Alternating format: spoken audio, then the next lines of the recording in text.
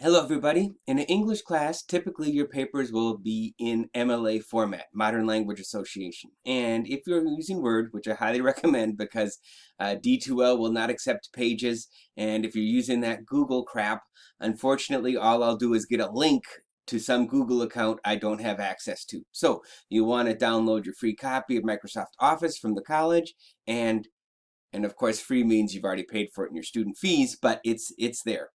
Now, two ways to do this, right? The most straightforward is to open up a document, go to paragraph, and what you'll see, that's for a business letter.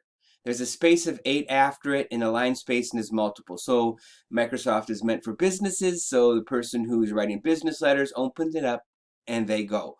You will need to change this to 0 and, oops, double. So now the spacing is correct. Next thing to change, and actually the last thing to change, is the font. Now I've always used Times New Roman, so it's right up front. But if you don't see it right there, you just scroll down to the T's, hit Times New Roman, and then go to 12. Now, whatever you do, you're set, right?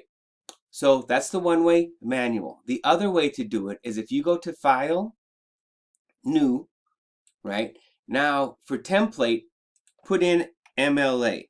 The reason it's already showing up is because I was testing everything out. So you put in MLA, right? And then this document's going to come in. And if you go click on it, now you'll see, right? And I definitely use Grammarly because why wouldn't I? Here it is.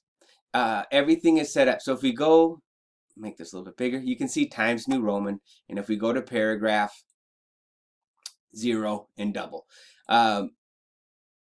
Pros and cons of this, now you can just switch in this information.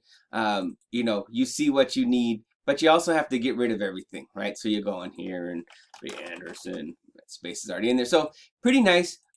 Get out of there. But then you have to get rid of all this stuff. So you decide. What I used to always do in college is I would do it that old way, basically because this one didn't exist. And then once I knew I had it right, for the rest of the class, I would always pull up an old paper and bring this and use that and start over.